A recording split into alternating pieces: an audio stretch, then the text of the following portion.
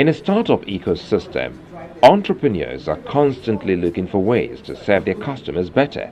With not knowing what to do, they end up going through this journey alone or with the help of a co-founder. However, this journey can be shortened or made better if experienced mentors can chip in and impart knowledge to these lonely entrepreneurs. CEO Slingshot Technology, Yetunde Johnson, joins us on the show to discuss the importance of mentoring when building a startup. I'd like to welcome you to Tech Trends. Thank you. How important is mentoring to the growth of the ecosystem? It is very crucial. We're expecting a lot of the solutions to come out of Nigeria. We're expecting them to come through the young people. We're expecting indigenous Nigerians to develop them. We need to give them the right mentoring, the right tools, the right attitude, the right way of thinking. And that can only be done by people who have gone before, who have had the exposure. And you build that into the young people, and then they can fly with all the tools and build all the solutions we need. You mentioned we'll start early, but how early should we start? If it was up to me, I would start in primary schools. But right now, at this point in time, we need to take anybody coming out of school, SS3, school leavers, but I would start in primary school. Start giving them and equipping them with the right techniques, the right tools, the right education to be able to develop ideas. You know, there's a way of thinking you need to develop a solution.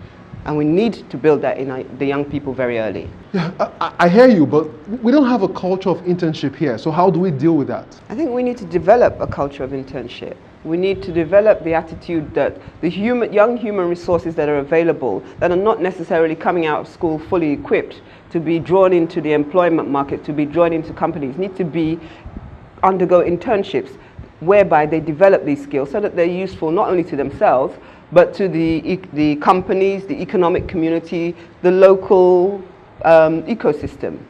But why would you advise companies to take up interns when they have to train them? Because we're the ones that need them to be trained.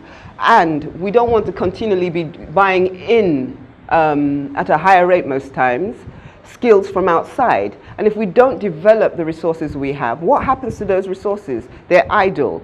Agitation can happen. It's in our best interest to improve the economic environment here, improve their opportunities, give them the chance to earn.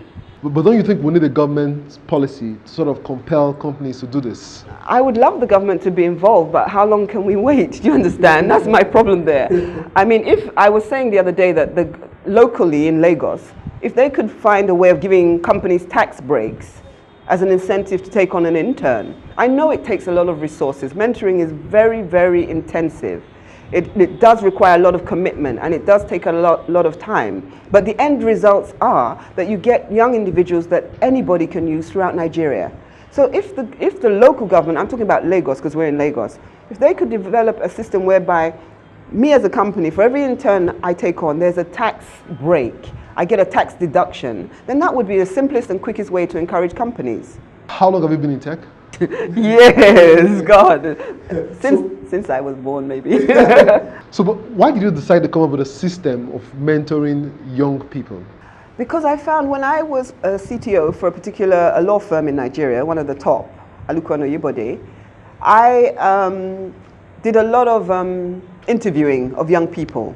And they would come to my office and they would come with all their certifications as long as my arm. Even I was scared when I interviewed them that, this guy is going to take over. But when I actually tested them, their real skills, they weren't there.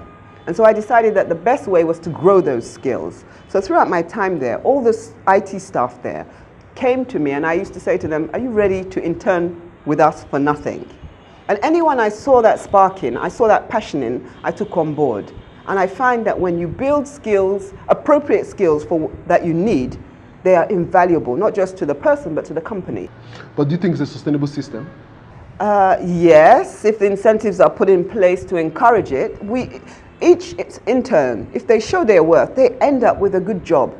Not only does the person end up with a job, but the company ends up with someone who understands their company culture, adds value through the job he does for them, and may be sustainable for a long time. Why not? While startups focus on growth and profitability, there is also a need to protect the intellectual property assets owned by the entity. Part of the mentoring, part of the building of skill sets is understanding how businesses view these things. You know, you're a business person. An idea that's not copyrighted, an idea that's not protected, is free for all. But a young person with all the enthusiasm, they come there, they're showing people, because they've not been in a system that has formalized all these kinds of things, that when you talk to someone, follow it up with an email, or when you have an idea, create a patent, create a trademark, create a copyright. That lack of knowledge is what is killing a lot of our young people or exposing them. So I think mentorship with the right people will help them. Why am I saying that? When you're in a formal environment, you learn about the legal aspects of things.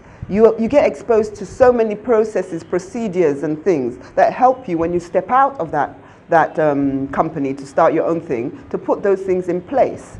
When I left where I was working, there were so many things I learned there. And instantly, when I started my small business, I could put those things in place to protect myself and to make sure things went smoothly. Can this ecosystem survive on the long run without the proper intellectual property foundation? It might grow, but there will be probably a lot of mishaps along the way. And those mishaps will be the flavor of what is to come, in the sense that, you know, when you taste something bitter, it puts you off. We don't want to create an environment where a lot of our young people are running away. They would rather develop in India or in UK or US, rather than develop here, be recognized as a Nigerian product and be promoted here and grow here.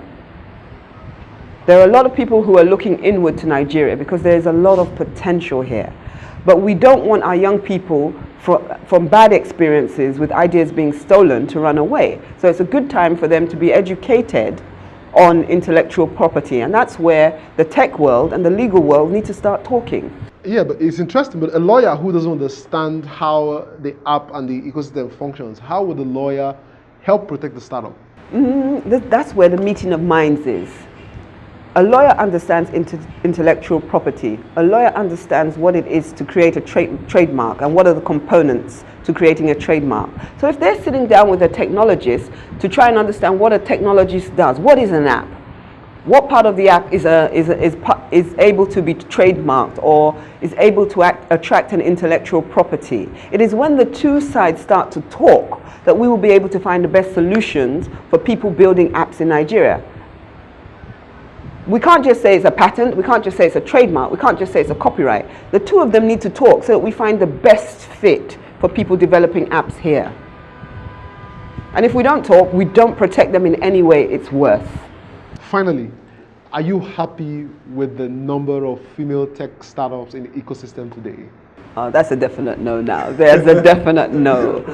Women are bright, they are brilliant, and I would love to see a lot more. And I was at an event last week. They said that if you're not sitting at the table where we're developing and discussing all this, then we're on the menu. I don't want women to be on the menu. I really don't. Oreoluwa said that, and I don't want us to be on the menu. We have a lot to partner with males in this ecosystem, but more often than not, I don't see them at the table, and it's not good. We do need to join the table. We do need to join the development, the discussions, and a lot of the solutions we need in Nigeria are very relevant to women, 50% of women.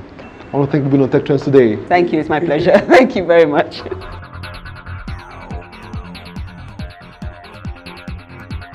That's all we have for you on this edition of the show. Let's continue the conversation online, so do follow us on social media. You can watch these and other editions of the show on the Channels TV YouTube account or via my blog, techsmart.ng. For Tech Trends, I am Chukwuemeka Agbata.